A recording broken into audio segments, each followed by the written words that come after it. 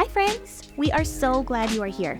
If you hear nothing else, I want you to know this. You are beautifully and wonderfully made, just as you are, and you are good. The first words God ever spoke about humans after creation is that we are good.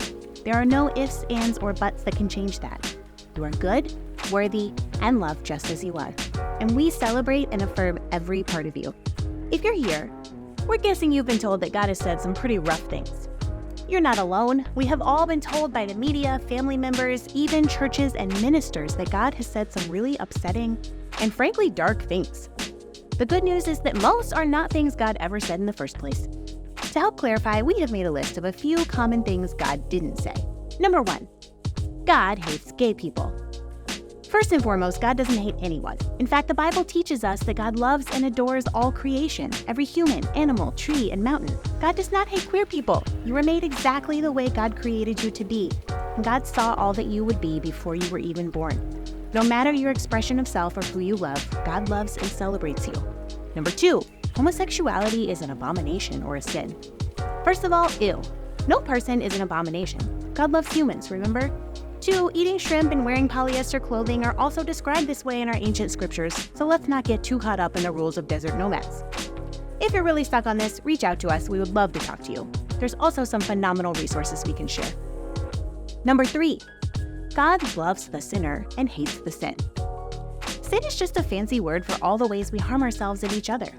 What God is truly upset by is the mistreatment of the planet we were entrusted with caring for, and the myriad of ways humans have mistreated each other, including gatekeeping who has access to God.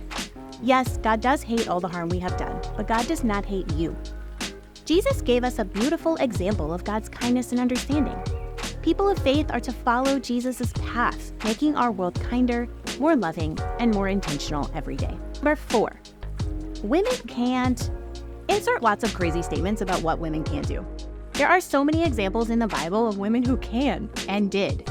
Ruth, Deborah, Hannah, Mary, Phoebe, Junia, and Priscilla, just to name a few.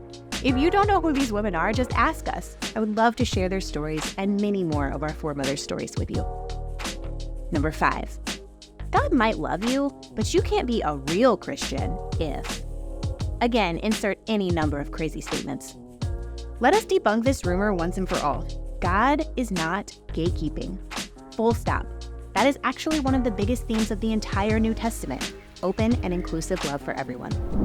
We know there are countless hurtful things that have been accredited to God. Maybe the humans who are supposed to care about you and love you have said awful things to you, claiming to speak on God's behalf. Let us be the first to say we are sorry. Hurt people hurt people. This is not a new phenomenon and we are not immune, just like our ancestors who created the biblical text as we know them were not immune. We apologize for what Christians have done in the name of God. There is no excuse.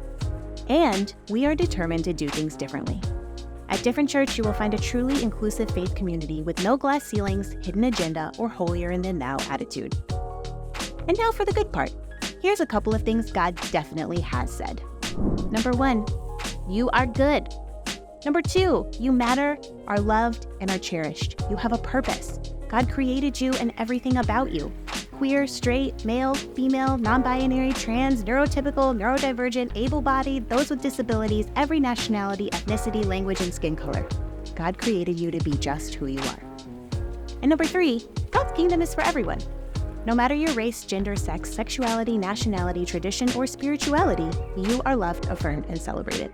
Congratulations, you made it to the end. We know this huge topic can't really be covered in one webpage.